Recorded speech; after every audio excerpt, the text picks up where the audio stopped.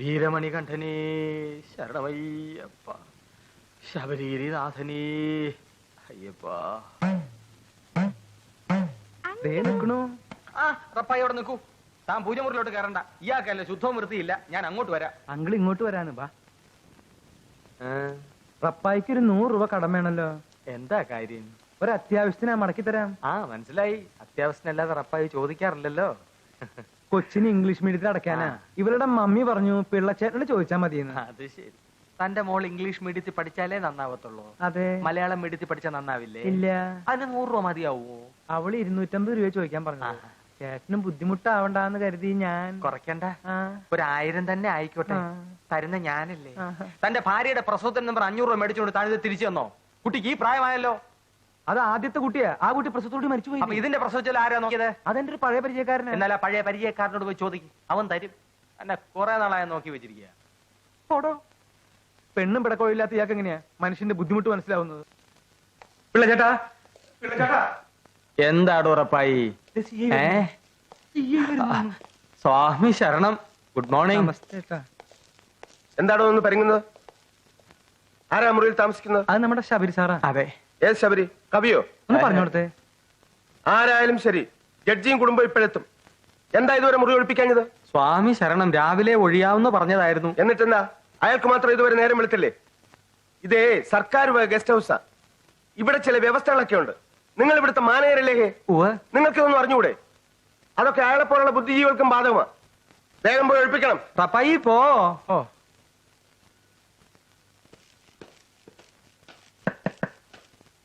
ശബരി സാറേ, ശബരി സാറേ. സാറേ, ഇനിയെങ്കിലും ഒന്ന് ഒഴിഞ്ഞതാ. ഒരു VIP വേണ്ടി ഈ മുറി റിസർവ് ചെയ്തിരിക്കണം നേരത്തെ പറഞ്ഞിരുന്നല്ലേ? ഞാൻ യുദ്ധത്തിനൊന്നും വന്നല്ലോ, പൊക്കോളാം. ഈ തൊപ്പി തലയിലിരിക്കുമ്പോഴുള്ള ഉത്തരവാദിത്വത്തെ കുറിച്ച് നിങ്ങൾക്ക് ആർക്കും അറിയില്ല.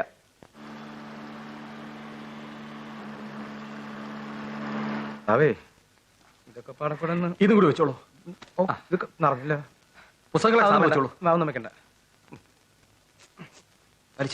വലിച്ചിട്ട് ഇനി കൈ പോരുത്. അയ്യോ, ഇനിവിടെ ഷൂ കൈ പിടിച്ചേ, പിടിച്ചേ, പിടിച്ചേ. അവര് വന്നു. അവര് വന്നു.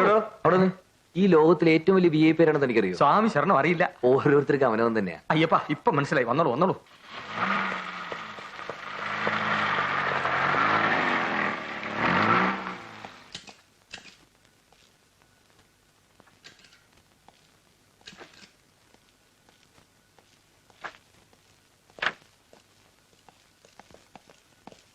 നമസ്കാരം സാർ. സാരില്ല ഏട്ടാ.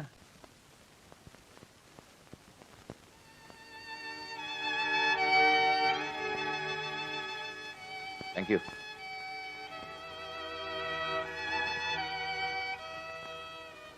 ഈ ഹാർമോണി എവിടെ വെക്കേണ്ടത്? അവിടെ വെച്ചേക്കും. എന്താ? തബലയാണല്ലേ? ആ മുറിയുടെ അത്ര സൗകര്യം ഇല്ല. അവിടെ ഇടാം. പേരെന്താ പറഞ്ഞേ? റപ്പായി. റപ്പായി, കുറച്ച് രാസനാദി പൊടി കിട്ടാൻ എന്താ മാർഗം? അയ്യോ, എന്ത് വേണമെന്ന് വെച്ചാലും ഞാൻ കൊണ്ടുവന്നുതരാം. തൊട്ടടുത്ത് തന്നെ ആയുർവേദ കടയുണ്ടേ. അപ്പുറത്ത് അണക്കെട്ടും കാടും, ഇപ്പുറത്ത് ടൗണും. അങ്ങനെയാ ഇവിടെ. ഈ തടാകം കാണാൻ ധാരാളം ചെറുപ്പക്കാര് വരും. ഈ തടാകം എന്ന് പറഞ്ഞാൽ ഇപ്പൊ ഈ ഒരു ജാതി ഒന്നുമില്ല.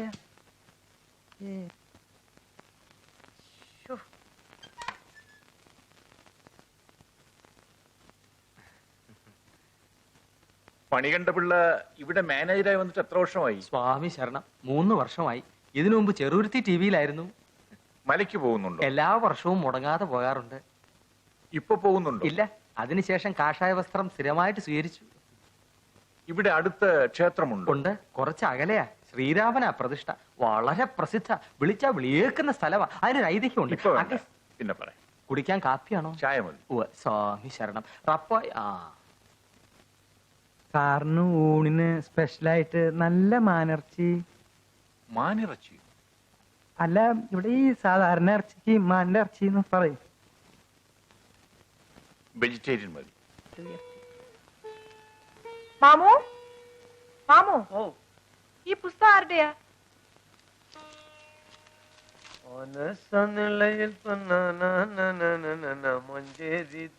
തന്നോട് പാടാനല്ല പറഞ്ഞത്. ഈ പുസ്തകം ആരുടെയാന്നാ ചോദിച്ചത്. വരി കണ്ടിട്ട് മോയിൻകുട്ടി എഴുതാവാനാണ് സാധ്യത. അതാ ശബരി സാറിന്റെ. അറപ്പായി ഞാൻ മറന്നുപോയി. എന്താ ഇത് റെഡി ആയില്ലേ? ദേ, നമ്മള് വരുമ്പോ ഈ മുറി താമസിച്ചിരുന്നത് ആ എഴുത്തുകാരൻ ശബരിയായിരുന്നു അത്രേ. ഓ, ശബരിയായിരുന്നു. ഇപ്പോഴത്തെ എഴുത്തുകാരിൽ അല്പം ഇൻഡിവിജ്വാലിറ്റി ഉള്ള ആളാ. വളരെ മനോഹര ചില കവിതകളൊക്കെ. നമസ്കാരം സാർ. ഓ, തോമസ് കുട്ടി. ഞാൻ സാറിനെ അന്വേഷിച്ച് നടന്ന് വലഞ്ഞു. എന്താ ഈ ആഴ്ച കൊലപാതക ഫീച്ചറും തെരഞ്ഞില്ലേ? സാറിനെ പോലുള്ളവർക്ക് ഞങ്ങളെ കുറിച്ചുള്ള ധാരണ ശരിയല്ല അല്ലേ തോമസ് കുട്ടി? പാവം ജനങ്ങളിൽ അക്രമവാസന വളർത്താനല്ലേ നിങ്ങളുടെ ഈ പ്രസിദ്ധീകരണങ്ങളൊക്കെ സഹായിക്കൂ? ജനങ്ങൾ ഇഷ്ടപ്പെടുന്നത് ജനകീയം അല്ലേ? സാറിന്റെ നന്മകളുടെ സൂര്യോദയം എന്ന പുസ്തകത്തിന് ഇനിയും വലിയ അവാർഡുകളൊക്കെ കിട്ടാൻ സാധ്യതയുണ്ടെന്ന് കേട്ടല്ലോ. അവാർഡുകളൊന്നും പ്രതീക്ഷിച്ചല്ല ഞാൻ എഴുതുന്നത് തോമസ് കുട്ടി. ഞാൻ ഇതിനു വേണ്ടി പലതും ഉപേക്ഷിച്ചവനാ. പക്ഷെ ഇതുവരെ കാര്യമായ എന്തെങ്കിലും എഴുതിയിരുന്നോ? എഴുതിയതൊക്കെ നല്ലതാണെന്നോ എനിക്ക് തോന്നിയിട്ടില്ല. അത് വെറുതെ. ഈ കാലഘട്ടത്തിലെ കവികൾക്കിടയിൽ ഏറ്റവും കൂടുതൽ അംഗീകരിക്കപ്പെട്ട യുവകവിയാണ് സാറ്. ആരംഗീകരിച്ചു? ഒരു വ്യക്തി ഏറ്റവും ആദ്യം അംഗീകരിക്കേണ്ടത് അയാൾ തന്നെയാ. എന്തോ എനിക്കിതുവരെ ഒന്നും കഴിഞ്ഞിട്ടില്ല. അതിരിക്കട്ടെ, സാഹിത്യ രംഗത്ത് ഇന്ന് നടന്നുകൊണ്ടിരിക്കുന്ന മോഷണത്തെ കുറിച്ചുള്ള സാറിന്റെ അഭിപ്രായം എന്താ? സോറി, ഞാനിപ്പോ ഒരു ഇന്റർവ്യൂവിന് പറ്റിയ മൂഡിലല്ല തോമസ് കുട്ടി.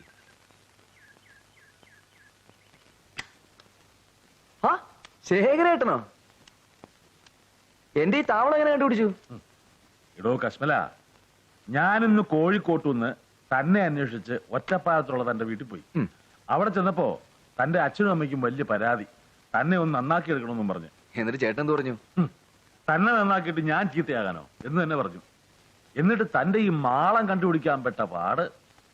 ഞാനിവിടെ അജ്ഞാതവാസില എന്റെ ശേഖരേട്ടാ. ഈ നോവല് മുഴുമിച്ച് ഏതായാലും ഞാൻ മടങ്ങും. വാചാലമായ പ്രകൃതി കൊള്ളാം. പേര് പോലെ തന്നെ മനോഹരമായിരിക്കും ഓടോ തന്റെ സൃഷ്ടിയും. ശേഖരന് കഴിക്കാൻ എന്താ വേണ്ടത്? നേരത്തെ പറഞ്ഞാലും ഇവിടെ വല്ലതും കിട്ടൂ. തന്റെ ഒരു ഫോർമാലിറ്റി. ഞാൻ ഭക്ഷണം കഴിച്ചു. അല്ലേലും എന്റെ ഭക്ഷണക്കാരൻ തനിക്കറിയാലോ. എന്ത്? തുറന്നു നോക്ക്. തന്റെ ദുർഗുണങ്ങൾക്കുള്ള ഒരു പാരിതോഷികമാണ്. കൊള്ളാമല്ലോ ഇത്. ഇങ്ങനെ എന്തെങ്കിലുമൊക്കെ വാങ്ങി സ്നേഹിക്കുന്ന ആർക്കെങ്കിലുമൊക്കെ കൊടുക്കണ്ടേ ശേഖരേട്ടാ? വേറെ ആരും ഇല്ലല്ലോ കൊടുക്കാൻ. എത്ര കാലം പത്രം നടത്തിക്കൊണ്ടുപോകാൻ പറ്റുമെന്ന് അറിഞ്ഞൂടാ. എനിക്കാണെങ്കിൽ തീരെ വയ്യ. സത്യം പറയുന്നുകൊണ്ട് പുറമേ നിന്നുള്ള ഭീഷണികൾ വേറി. എന്റെ ശേഖരേട്ടാ, സ്വർണപാത്രം കൊണ്ട് മൂടിയിരിക്കുന്നു മണ്ണിലെ ശാശ്വത സത്യം. കേട്ടിട്ടില്ലേ? വയലാറിനെ വിട്. വിശേഷാപ്രതിയിലേക്കുള്ള തന്റെ കവിത എവിടെ? അതേ ശേഖരേട്ടനെ പിടിച്ച് നേരത്തെ ഇവിടെ എഴുതി വെച്ചിട്ടുണ്ട്. എനിക്കൊന്ന് കുളിക്കണം. ഈ നേരത്തോ? അതിനൊരു കാരണമുണ്ട്. എന്നെ ഇന്നൊരുത്തൻ കെട്ടിപ്പിടിച്ചു. അതിന് കുളിക്കണോ? കെട്ടിപ്പിടിച്ചത് ആരാന്നറിയോ? സാക്ഷാൽ വെട്ടുകുഴി. എന്റെ അമ്മോ, എന്നാ കുളിക്കണം. വെറും കുളി പോരാ, എണ്ണയും സോപ്പും തേച്ചൊരു വിശാലമായ കുളി ആയിക്കോട്ടെ. അപ്പായി, മോളുടെ പഠിപ്പൊക്കെ എങ്ങനെയുണ്ട്? അവൾ ഇംഗ്ലീഷ് പറയുന്നത് കേട്ട മലയാളം പോലെയാ. ഒരു സംശയം ചോദിച്ചോട്ടെ സാറേ, ഈ പെണ്ണുങ്ങളെ ജഡ്ജിയാക്കാൻ പറ്റില്ലേ? റപ്പായി നേരത്തെ എന്നോട് പറഞ്ഞ മോളൊരു സാഹിത്യരിയാക്കാൻ പോകുന്നില്ലേ? അത് അന്നല്ലേ. ഇപ്പൊ ജഡ്ജി സാറിനെ പോലെ ഇംഗ്ലീഷ് പറയുന്നോണ്ട് അവളെ ജഡ്ജിയാക്കാന്ന് വിചാരിക്കുക. അത് പോട്ടെ. ഞാനെന്നാ തിരക്കിൽ ഇവിടുന്ന് പോയപ്പോ ഒരു നോട്ട് ബുക്ക് മറന്നു വെച്ചിരുന്നു. അതുവഴി ഉണ്ട്. കിട്ടിയോ? പിന്നെ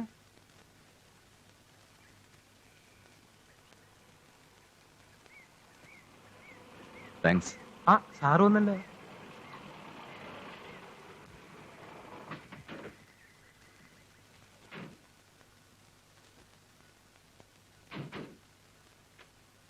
നമസ്കാരം സാർ. ഞാൻ ശബരിയല്ലേ? അതെ. കവിതകളൊക്കെ ഞാൻ വായിച്ചിട്ടുണ്ട്. വരൂ. Thank you. സാറിനെ പരിചയപ്പെടാൻ കഴിഞ്ഞാൽ വളരെ സന്തോഷം. കാറിലുള്ള സാധനങ്ങളൊക്കെ ഒന്ന് എടുത്തു വെച്ചേ.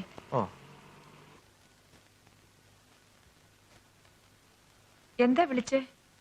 മാലതി, ശബരി നമ്മുടെ കുട്ടിശങ്കറിന്റെ മോനാണത്രേ. ആഹാ, അച്ഛനെ കുറിച്ച് ഇവിടെ എപ്പോഴും പറയാറുണ്ട്.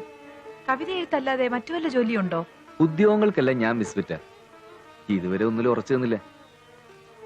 അച്ഛൻ എന്നെ എപ്പോഴും ചീത്ത പറയും. തലമുറകളായി സമ്പാദിച്ച കുറെ ഭൂസത്തുള്ളതുകൊണ്ടാ ഞാൻ ഈ കവിതയും കുറെ തലേതിഞ്ഞ ഫിലോസഫിയൊക്കെ ആയിട്ട് നടക്കുന്നതെന്ന്. അത് പിന്നെ ശരിയല്ലേ? IAS സെലക്ഷൻ കിട്ടിയിട്ടും അത് വേണ്ടെന്ന് വെക്കുന്നത് കുറച്ച് കടന്ന കയ്യ. ഞാനൊരു എടുത്തുകേട്ടക്കാരനാന്നാ എല്ലാരും പറയുന്നത്. ഏതായാലും പുസ്തകങ്ങളിൽ കാണുന്ന ആ പക്വത, ഐ മീൻ ഒതുക്കം, അത് കാഴ്ചയിലില്ല. You are too young. കുട്ടിശങ്കരനെ അന്ന് കണ്ടതാ. ശബരി ചോദിച്ചു നോക്കൂ, ആട്ടക്കളം കളിക്കാൻ കൂടിയിരുന്ന രാജശേഖരനെ ഓർമ്മയുണ്ടോന്ന്. എന്താ റപ്പായി? ദേവിമോക്ക് റപ്പായി വലിയ കാര്യമാണ്. റപ്പായിക്ക് ഒരു അബദ്ധം പറ്റി. അതെ, എഴുതി തരണ പുസ്തകങ്ങളൊക്കെ വായനശാലയിൽ നിന്ന് എടുത്തുകൊണ്ട് വരുന്ന റപ്പായിയാ. ഒരു ദിവസം ചെമ്മീൻ എഴുതി തന്നു. ഞാൻ ചന്തയിൽ പോയി 2 കിലോ ചെമ്മീൻ വാങ്ങിക്കൊണ്ടുവന്നു. ഇവിടെ വന്നപ്പോഴറിയണേ അതൊരു പുസ്തകത്തിന്റെ പേരാന്ന്. ഇപ്പൊ കൊച്ചമ്മയും മോളും കൂടി അതും പറഞ്ഞെന്നെ കളിയാക്കുക.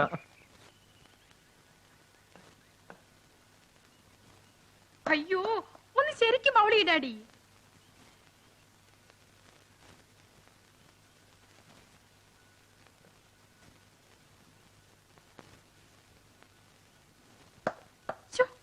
എത്ര പ്രാവശ്യം ഇങ്ങനെ മിസ് ചെയ്യുന്നു. പ്ലീസ്, എനിക്കിനി വയ്യ മോളെ. അത് പറ്റില്ല, ഡാഡി കുറച്ചുകൂടി ഇംപ്രൂവ് ചെയ്യണം. പിന്നെ ഞാൻ ഈ വയസ്സുകാലത്ത് കളിച്ചിട്ട് ഇനി കപിൽ ദേവ് ആവാൻ പോകല്ലേ? പ്ലീസ് ഡാഡി, കുറച്ചു നേരം കൂടി.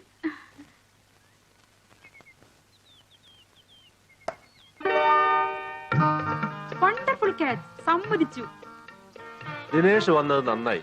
നേരം വെളുത്തപ്പ തൊട്ട് ഇവളെ എന്നിട്ട് കഷ്ടപ്പെടുത്തുക. എന്റെ ദിനേഷ് എന്നെ ഒന്ന് രക്ഷപ്പെടുത്തും. അച്ഛൻ പോട്ടെ മോളെ. ഓക്കെ. പിന്നെ ഇതൊക്കെ ഒരു ജോലിയില്ലാതെ വെറുതെ ഇരിക്കുന്ന നിന്നെ പോലുള്ള കിറുക്കത്തികൾക്കുള്ള കളിയാ. കിറുക്കത്ത് മനസ്സിലായില്ലേ? ഞാൻ ഒരു ഡോക്ടറാ. നഴ്സിംഗ് ഹോമിൽ വരുന്ന രോഗികളെ നോക്കാനുള്ള സമയം പോലും കിട്ടാറില്ല. ഓ, എനിക്ക് കേൾക്കണ്ട. ഒരു ജനസേവനം. ഡോക്ടർമാരൊക്കെ 24 മണിക്കൂറും രോഗികൾക്ക് കാവലിരിക്കല്ലേ. അത്ര സമയമില്ലാത്ത ആൾക്ക് ആരോപ്പ ആളയച്ചത്? സുനി, ഏയ് സുനി,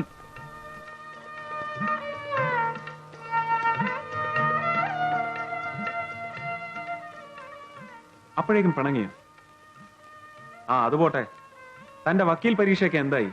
കഷ്ടിച്ച് രക്ഷപ്പെട്ടോ? ഞാൻ LLB പാസ്സായത് ഇവിടെ ആർക്കും വലിയ ന്യൂസ് ഒന്നും അല്ലല്ലോ. അപ്പൊ പാസ്സായി? കോപ്പി അടിച്ചൊന്നും അല്ലല്ലോ? മാർക്ക് തിരുത്തി ഡോക്ടർമാർ ആയവർക്ക് അങ്ങനെയേ തോന്നൂ.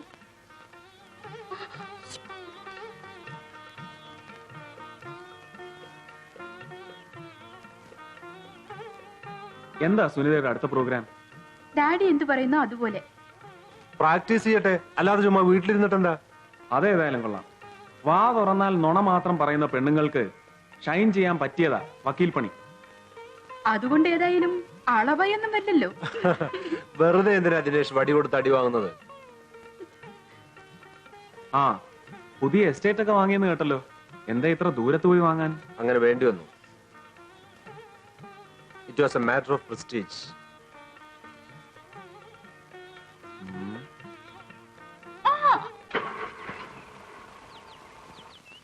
ദിനേഷ്, ഞാൻ ദിനേഷിനോട് ചോദിക്കാൻ വിട്ടുപോയി. അച്ഛനെയാണെങ്കിൽ ഇപ്പൊ ഈ വഴിക്കൊന്നും കാണാറുമില്ല. അഴിമതി കേസോ എൻക്വയറി കമ്മീഷനോ എന്തൊക്കെയോ കേൾക്കുന്നു. ഒക്കെ ഈ പത്രങ്ങളിൽ വായിക്കുന്നതല്ലാതെ നേരിട്ടൊന്നും അറിയാൻ കഴിയുന്നില്ല. എന്താ ഇതിന്റെ സത്യാവസ്ഥ? അച്ഛൻ ആ കേസിൽ നിരപരാധിയാ. ആയിരിക്കാം, പക്ഷെ പുറത്ത് കേൾക്കുന്നത് അങ്ങനെയൊന്നും അല്ല. പൊളിറ്റിക്സ് അല്ലേ, പുറത്ത് കേൾക്കുന്നതൊക്കെ സത്യമായിക്കൊള്ളണമെന്നില്ലല്ലോ. മിസ്റ്റർ നാരായണൻ, സദാശിവൻ അഴിമതി നടത്തിയെന്നുള്ളതിന് വ്യക്തമായ എന്ത് തെളിവുകളാണ് നിങ്ങൾക്ക് ഹാജരാക്കാനുള്ളത്? സദാശിവൻ അഴിമതി നടത്തിയെന്നത് പകൽ പോലെ വ്യക്തമാണ്. ദർപ്പണമടക്കമുള്ള എല്ലാ പത്രങ്ങളും ഈ അണക്കെട്ട് നിർമ്മാണത്തിൽ നടന്ന കള്ളക്കളികൾ വെളിച്ചത്ത് കൊണ്ടുവന്നിട്ടുണ്ട്. ഈ മന്ത്രിസഭയ്ക്കെതിരെ ആഞ്ഞു വീശുന്ന ജനരോഷം തന്നെയാണ് അഴിമതി നടന്നു എന്നതിനുള്ള ആധികാരികമായ തെളിവ്. ഉത്തരവാദിത്തമുള്ള ഒരു പ്രതിപക്ഷ MLA എന്ന നിലയിൽ കൂലങ്കഷമായി ചിന്തിച്ചതിൽ നിന്ന് മനസ്സിലാകുന്നത് ഈ സർക്കാർ അഴിമതി തുടർന്നുകൊണ്ടേ ഇരിക്കുന്നു എന്ന് തന്നെയാണ്. അഴിമതിയിൽ ജനിച്ച് അഴിമതിയിൽ വളരുന്നതാണ് ഈ മന്ത്രിസഭ. കൂലങ്കഷമായി ചിന്തിച്ചാൽ മന്ത്രി സദാശിവൻ ആ ശൃംഖലയിലെ ഒരു കണ്ണി മാത്രമാണ്. സദാശിവനെ ബലിയേടാക്കി തങ്ങളുടെ അഴിമതികൾ മൂടിവെക്കാനും ജനങ്ങളെ വഞ്ചിക്കാനുള്ള ശ്രമമാണ് ഈ മുഖ്യമന്ത്രി നടത്തുന്നത്. അതിനാൽ മുഖ്യമന്ത്രി അടക്കം അഴിമതിയുടെ ചെളിക്കൊണ്ടിൽ ആണ്ടുകിടക്കുന്ന സർവരും കുറ്റവാളികളാണെന്ന് അംഗീകരിച്ച് മുഖ്യമന്ത്രി രാജിവെക്കുകയാണ് വേണ്ടത്. മിസ്റ്റർ നാരായണൻ, ഇതൊന്നും തെളിവുകളെ ആകുന്നില്ല. എന്തായാലും ഈ മുഖ്യമന്ത്രി രാജിവെച്ചേ തീരൂ. പ്രതിപക്ഷത്തിരിക്കുന്നവരെ സമയമെടുത്തോളം അഴിമതി ആരോപണം ഉന്നയിക്കാൻ എളുപ്പമാണ്. എന്നാൽ അഴിമതി എന്നല്ല, ഭരണം പോലും നടത്താനാവാതെ ഇറങ്ങിപ്പോകേണ്ടി വന്നവരാണ് ഇന്ന് പ്രതിപക്ഷത്തിരിക്കുന്നവർ. അവരാണ് ഈ ആരോപണം ഉന്നയിക്കുന്നതെന്ന് നിങ്ങൾക്കറിയാം. എന്താണ് അവരുടെ ആരോപണം? ആരോ പണം വാങ്ങിയെന്ന്. ഈ ആരോ പണം വാങ്ങി എന്ന് പറഞ്ഞ ആരോപണം ആവില്ല. ആര് പണം വാങ്ങിയെന്നാണ് നിങ്ങൾ മനസ്സിലാക്കുക?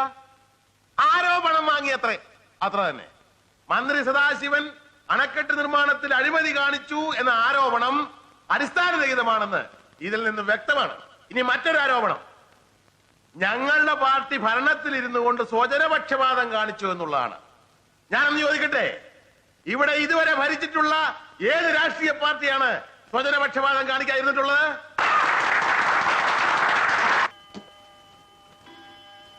ഇവളെ എനിക്ക് പേടിയാ. സമയത്ത് മരുന്ന് കഴിച്ചില്ലെങ്കിൽ ഇവളെന്റെ ചെവിക്ക് പിടിക്കും. ആരെങ്കിലും ഒരാൾ ചെവിക്ക് പിടിക്കണമല്ലോ. ഏതായാലും നാട്ടിലേക്ക് വരണമെന്നുള്ള മോടെ ആഗ്രഹം നടന്നല്ലോ. വല്ലാത്ത കൊതുശല്യം ഉണ്ടെന്ന് തോന്നുന്നു. എത്ര നാൾ ഇവിടെ കഴിയേണ്ടി വരും? തെളിവെടുപ്പ് കഴിഞ്ഞ് കമ്മീഷൻ റിപ്പോർട്ട് സബ്മിറ്റ് ചെയ്തേ സ്ഥലം വിടാൻ പറ്റൂ. അഴിമതി നടന്നു എന്ന് പറയുന്ന അതേ സ്ഥലത്ത് സിറ്റിംഗ് വെച്ച് സാക്ഷികളെ വിസ്തരിക്കണമെന്നാണ് തീരുമാനം. അതുവരെ മാലതിക്ക് കൊതുകടിയും എനിക്ക് ചിലപ്പോ മനുഷ്യന്റെ കടിയൊക്കെ കൊള്ളേണ്ടി വരും.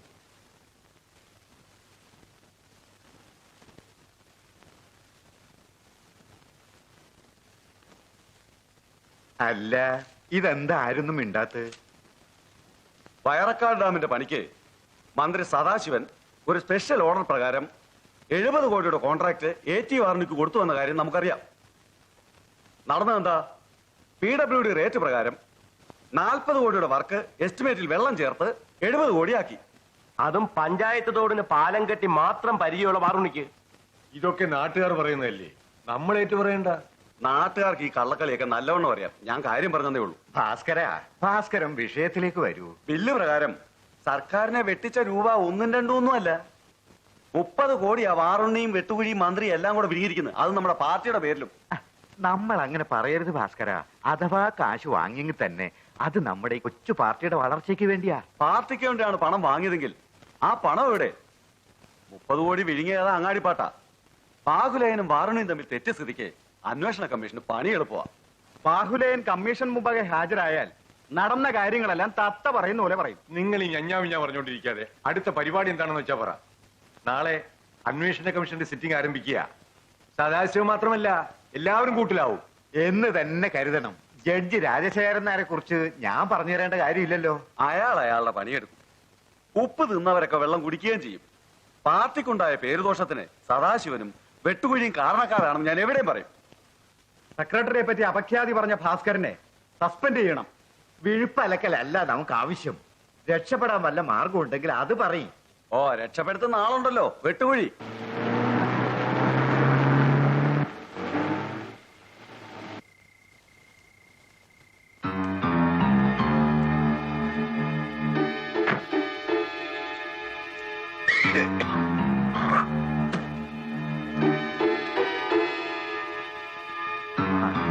വെട്ടുകുഴിയെ കാത്തിരിക്കുകയായിരുന്നു.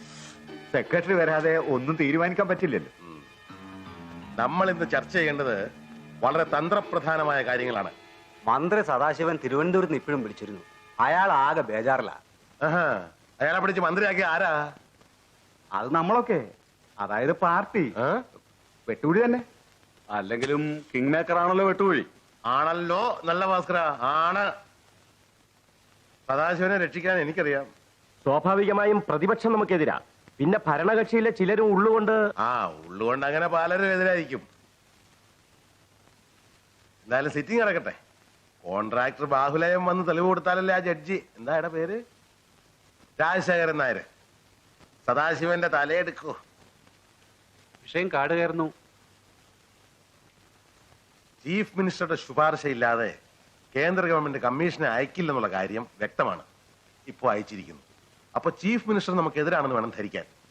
അതുകൊണ്ട് നമ്മുടെ പാർട്ടിയോ മിനിസ്റ്ററോ അഴിമതി നടത്തിയിട്ടില്ല എന്ന് തെളിയിക്കുകയാണ് നമ്മുടെ ലക്ഷ്യം. അതിന് നമ്മുടെ പാർട്ടിയിലെ എല്ലാ ആൾക്കാരും ആത്മാർത്ഥമായി എന്നോട് സഹകരിക്കണം എന്നാണ് എനിക്ക് പറയാനുള്ളത്. സെക്രട്ടറി പറഞ്ഞത് ശരിയാണ്. വ്യക്തമായൊരു പോംവഴി കണ്ടില്ലെങ്കിൽ സദാശിവന് മന്ത്രിസ്ഥാനം നഷ്ടപ്പെടുമെന്ന് മാത്രമല്ല, പാർട്ടിയുടെ നിലനിൽപ്പ് തന്നെ അപകടത്തിലാവും. അവര് കൊണ്ടുവരട്ടെ, എത്ര ജഡ്ജിമാരെ വേണേ കൊണ്ടുവരട്ടെ. ബാഹുലയം വന്ന് തെളിവ് കൊടുക്കാതെ ഏതായാലും കാര്യങ്ങളൊന്നും നടക്കുമല്ലോ. ബാഹുലയം വരുമെന്ന് നമുക്കറിയാം. സദാശിവനെ ഒന്നും അവർക്ക് ഒരു ചുക്കും ചെയ്യാൻ പറ്റില്ല.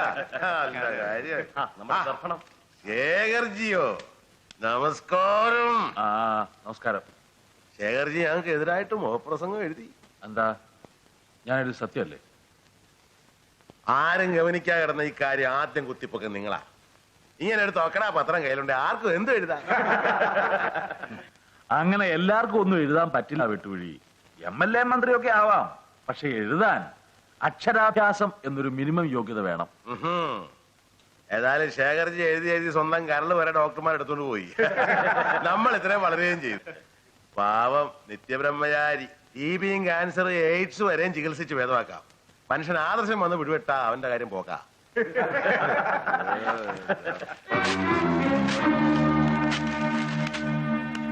കിടക്കുമ്പോ ഒരു പട്ടിയും തിരിഞ്ഞു നോക്കാൻ കാണില്ല. ചേട്ടാ വളരെ നന്നായിരിക്കുന്നല്ലേ? വളരെ നന്നായിട്ട്. തനിക്കെന്താണ് ഒരു വിഷമം? എനിക്ക് വളരെ ഇഷ്ടപ്പെട്ടു. പോയി തൊലയട്ടോ മേജറും മോളും. ഈ ലോകത്ത് എത്ര പെമ്പിള്ളേർ കിടക്കുന്നു? താ എന്തേ കാര്യമുണ്ടോ? താനിങ്ങോട്ട് പറയാം.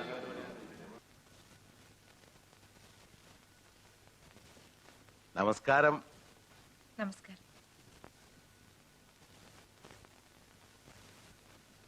Congrats, that was A good show. വളരെ നന്നായിരുന്നു. അടുത്ത കാലത്തെങ്കിലും ഇതുപോലൊരു പെർഫോമൻസ് കണ്ടിട്ടില്ല. നല്ല ശരീരം. സാർ അടുത്ത കാലത്തൊന്നും ഡാൻസ് കണ്ടിട്ടില്ല അല്ലേ? എന്താണോ? ഒന്നുമില്ല. എന്നെ മനസ്സിലായില്ലെന്ന് തോന്നുന്നു. ഞാനാ മിസ്റ്റർ വെട്ടുകുഴി. ഇത് ഡോക്ടർ ദിനേശൻ, BSc MBBS. സ്വന്തമായിട്ട് ആശുപത്രി നടത്തുക. കലകളിലൊക്കെ വലിയ താല്പര്യമുള്ള ആളാ. ഇവനാ പറഞ്ഞത് മോളെ വന്ന് അഭിനന്ദിച്ചിട്ട് പോകാം. അല്ല ശബരിയോ? വരൂ. നൃത്തം മനോഹരമായിരുന്നു. ഞാൻ വിചാരിച്ചു ശബരി വരില്ല എന്ന്. ക്ഷമിക്കണം, വരാൻ കുറച്ച് വൈകി പോയി. എന്നാ ഞങ്ങൾ ഇറങ്ങട്ടെ. അപ്പൊ